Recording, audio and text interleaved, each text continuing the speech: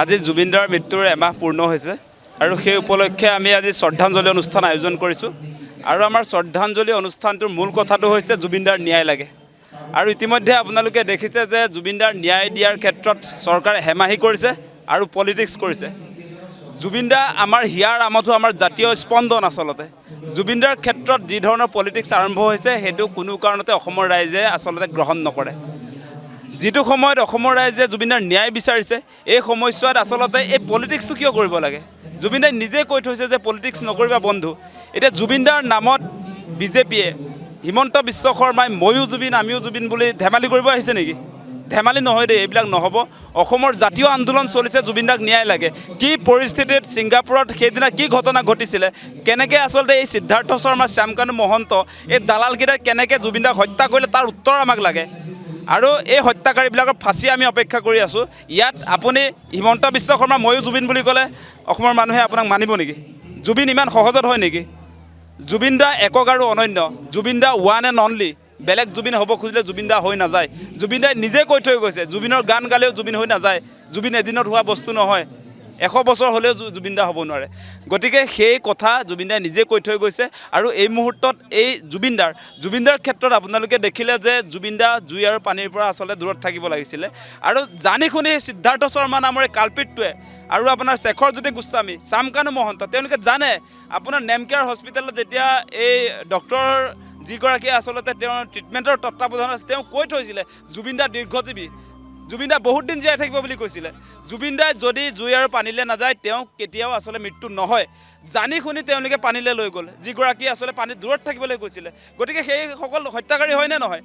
আৰু এতিয়া এই হত্যাকাৰীবিলাকক বচাবৰ কাৰণে হিমন্ত বিশ্ব শৰ্মাই বহুত কাম কৰা আমি দেখিছোঁ। আপোনালোকে চাব দেই, এতিয়া যিবিলাক ছিংগাপুৰৰ আছাম এছ'চিয়েশ্যন সেই লোকসকলে ইয়াত ষ্টেটমেণ্ট দিবলৈ যে আহিলে আৰু তেওঁলোকৰ বিৰুদ্ধে কিয় একশ্যন লোৱা নাই বুলি যেতিয়া হিমন্ত বিশ্ব শৰ্মাক প্ৰশ্ন কৰা হৈছে তেতিয়া তেওঁ কৈছে চোকা ল'ৰা হ'ল বুলি জুবিনদাক হত্যা কৰিব পাৰিব নেকি?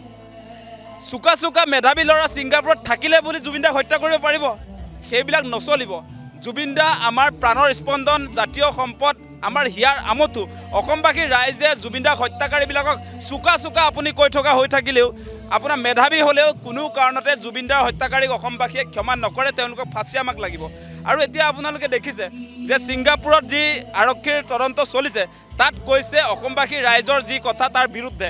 আপোনালোকে চাব ছিংগাপুৰত এতিয়া আৰক্ষীয়ে কৈছে যে ষড়যন্ত্ৰমূলক কোনো ধৰণৰ আচলতে জুবিনদাৰ হত্যাকাণ্ডটো তেওঁলোকে গোন্ধ পোৱা নাই বুলি কৈছে, ষড়যন্ত্ৰ নাছিলে বুলি কৈছে।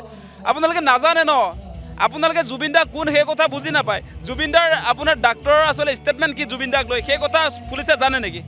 ছিংগাপুৰ আৰক্ষীয়ে জুবিনদাৰ হেল্থ ষ্টেটাছ জানে নেকি? তেওঁলোকে কেনেকৈ ক'ব পাৰে আপোনাৰ একো নাছিলে বুলি? জুবিনদাই পানীত যাব নোৱাৰে, পানীত নমাই দিলে তাতকৈ ডাঙৰ ষড়যন্ত্ৰ কি লাগে? গতিকে আমাৰ কথা স্পষ্ট, যিকেইটা কালপিতে জুবিনদাক হত্যাৰ মুখলৈ ঠেলি দিলে তেওঁলোকৰ আচলতে আমি ফাঁচি বিচাৰি আছোঁ। এতিয়া মিঠাতেল আমি বিচাৰি থকা নাই, মুখ্যমন্ত্ৰীয়ে যি দিব খুজিছে এতিয়া আলু দিব ফ্ৰীকৈ, মিঠাতেল দিব। আজি আপোনাৰ দিৱালীত বোলে তেওঁ ফটকা কিনিব আৰু ফুটাব, এনেকুৱা মানে লজ্জাহীন মুখ্যমন্ত্ৰী থাকে নেকি? আকৌ তেওঁহে হ'বলৈ যায় জুবিন। লাজ নাই আপোনাৰ মুখ্যমন্ত্ৰী? আপোনাৰ লাজ আছেনে নাই? সঁচা নে পাগল হৈছে মানুহটো? জুবিনদাৰ আপোনাৰ মৃত্যুৰ পাছত আমাৰ মনত একুৰা জুই জ্বলি আছে, আমি শান্তি পোৱা নাই, খাবও পৰা নাই, শুবও পৰা নাই। এই মুহূৰ্তত কেনেকৈ আপুনি ফটকা ফুটাবলৈ ক'ব পাৰে বাৰু? আপোনাৰ মেণ্টেল ষ্টেটাছটো কি অৱস্থাত আছে আচলতে? আৰু সিদিনা খানাপাৰাত কৈছে ঝুমুৰ নৃত্য কৰা কোনে বিয়া পাতিলি, বিয়াৰ হিচাপ আপোনাক আচলতে ল'বলৈ অসমৰ ৰাইজে দিয়া নাই। অসমৰ ৰাইজে কৈছে জুবিনদাক ন্যায় দিয়ক, আপুনি বিয়াৰ কথা সুধি আছে। আপুনি কি কয় আচলতে? আপুনি সঁচাকৈ কৈছোঁ মুখ্যমন্ত্ৰী ডাঙৰীয়া বহুত অন্যায় কৰি আছে। অসমৰ ৰাইজে এই মুহূৰ্তত জুবিনদাৰ ন্যায় বাদ দি একো কথা বুজি নাপায়, একো কথা নাজানে। এতিয়া যি কথাই নকওক কিয় আমাৰ মূল কথা জুবিনদাৰ ন্যায়। আৰু হিমন্ত বিশ্ব শৰ্মাই তেওঁ নিজে শ্যামকানু মহন্তৰ লগত এটা ঘৰুৱা সম্পৰ্ক থকাৰ কাৰণে জুবিনদাক ন্যায় দিব বিচৰা নাই। এতিয়া আপোনালোকে দেখিব যে শ্যামকানু মহন্ত যিগৰাকী সেইগৰাকীক আচলতে বিজেপি আৰ এছ এছৰ যিগৰাকী মেইন মানুহ তেওঁৰ লগত পৰিচয় কৰা দিছিলে। আপোনালোকে জানে হিমন্ত বিশ্ব শৰ্মাৰ লগত শ্যামকানু মহন্তৰ কেনেকুৱা ধৰণৰ ৰিলেশ্যন সেই কথা জানে। আজি হিমন্ত বিশ্ব শৰ্মা বিজেপিত যে আছে, শ্যামকানুহঁতৰ পৰিয়ালেই বিজেপিত তেওঁ লৈ গৈছিলে। গতিকে সেইকাৰণে আজি শ্যামকানু মহন্তই জুবিনদাক হত্যা কৰাৰ পাছতো তেওঁৰ বিৰুদ্ধে আজি কোনো একশ্যন নহয়। SITৰ তদন্তত আপোনালোকে দেখিছে শ্যামকানু ঘৰটো আচলতে চিল কৰা হৈছিলে, সেই ঘৰৰ তলা খুলি তেওঁৰ ঘৈণীয়েকে ৰাতি শুৱে তাত। এইটো কেনেকুৱা তদন্ত? আৰু প্লেচ অফ অকাৰেঞ্চ য'ত ঘটনা ঘটিছিলে আজিৰ দিনটোলৈকে তাত আপোনাৰ অসম আৰক্ষী যোৱা নাই, CID SIT যোৱা নাই। গতিকে SITয়ে ছিংগাপুৰ ঢুকি নাপায়, প্লেচ অফ অকাৰেঞ্চ য'ত ঘটনা ঘটিছিলে, বিষপান য'ত কৰোৱাইছিলে, য'ত আপোনাৰ জুবিন দাক হত্যা কৰা হৈছিলে, তাত আপোনাৰ গৈ যদি তদন্ত নকৰে তেনেহ'লে এই যে কোৰ্টত আপোনালোকে চাৰ্জশ্বিট যে দিব সেইটো শক্তিশালী চাৰ্জশ্বিট হ'ব নেকি? আপুনি কল্পনা কৰি কোৰ্টত যদি আপুনি কাহিনী বনাই তাত প্ৰডিউচ কৰে, সেইটো এদিনতে উপৰি যাব আৰু হত্যাকাৰী আপোনাৰ মুকলি আকাশৰ তললৈ আহিব। আৰু সেইটো হ'বলৈ গৈ আছে, আৰু অসমবাসী ৰাইজে সেইটো হ'বলৈ কেতিয়াও নিদিয়ে। আৰু এই ভুৱা নাটকবিলাক বিজেপিয়ে ময়ো জুবিন আমিও জুবিন বুলি যি ধৃষ্টতা দেখুৱাইছে সেইবিলাক নাটক বন্ধ কৰক। আৰু কোনো কাৰণতে জুবিন দাক লৈ পলিটিক্স সহ্য কৰা নহ'ব।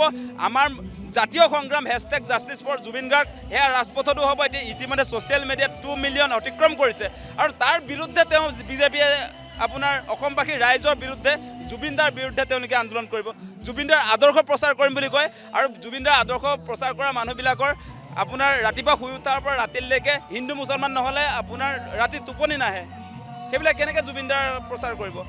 আজি আপোনালোকে জানে জুবিন দাই কাৰ বিৰোধিতা কৰিছিলে, হিমন্ত বিশ্ব শৰ্মাই কাৰ সমৰ্থন কৰে।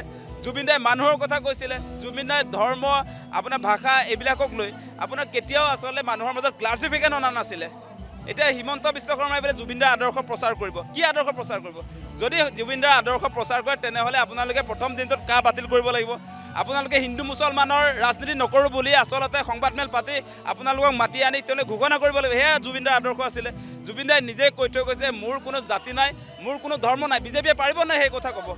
সেই কথা যদি ক'ব নোৱাৰে, ময়ো জুবিন আমিও জুবিন বুলি কথা কৈ আপোনালোকে আচলতে মূৰ্খৰ স্বৰ্গত বাস কৰিছে, সেই প্ৰমাণটো নিজে নিজে দি নল'ব। সেই কথাটো আমি স্পষ্ট কৰিছোঁ। আমাৰ মূল কথা হৈছে জুবিন দাৰ ন্যায়, তাৰ বাদে আমি একো বুজি নাপাওঁ। জুবিন দাক ন্যায় দিয়ক। যিকোনো খবৰৰ বাবে যোগাযোগ কৰক 7099017330 লগতে 7099017110 নম্বৰত।